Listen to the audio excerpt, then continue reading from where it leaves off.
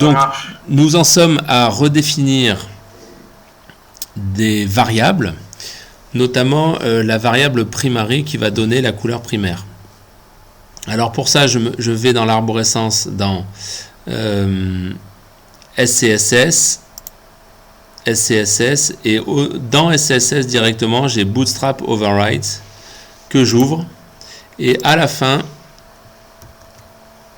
je crée ma variable, enfin je la redéfinis plutôt, puisqu'elle existait déjà, puisque je l'avais déjà importée, je l'ai importée plus haut, je l'ai importée ici. Donc là, c'est ça qui fait l'import de toutes les variables. Et là, je la redéfinis. Je dis que ce primary maintenant vaut ceci. J'enregistre et je vais dans mon thème spécifique au domaine d'eau, global. Et là,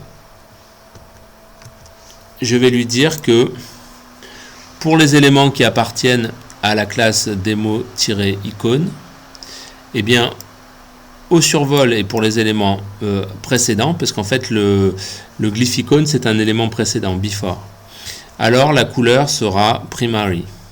J'en profite parce que je voudrais le curseur se transforme en main, donc ça va être cursor pointer, point virgule. Voilà, donc là je devrais avoir au survol mes éléments qui deviennent de la couleur primaire que j'ai redéfinie, et donc une main qui se transforme au survol. Très bien, j'enregistre. Est-ce que j'ai besoin de faire autre chose? A priori non. Je retourne sur mon site qui est là. Je supprime les caches.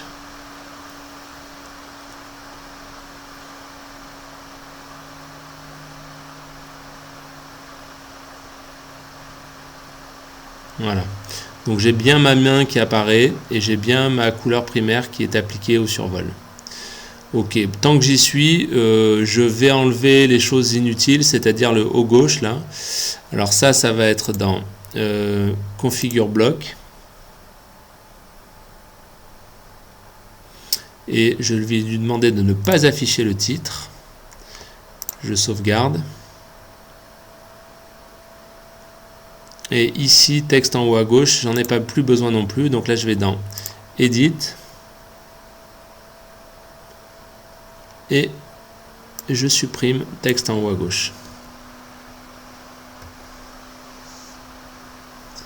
Voilà, et je save. Voilà, donc là j'ai quelque chose qui ressemble. Ah, il me manque encore les liens. Bon, les liens on les fera après. Allez, à tout de suite.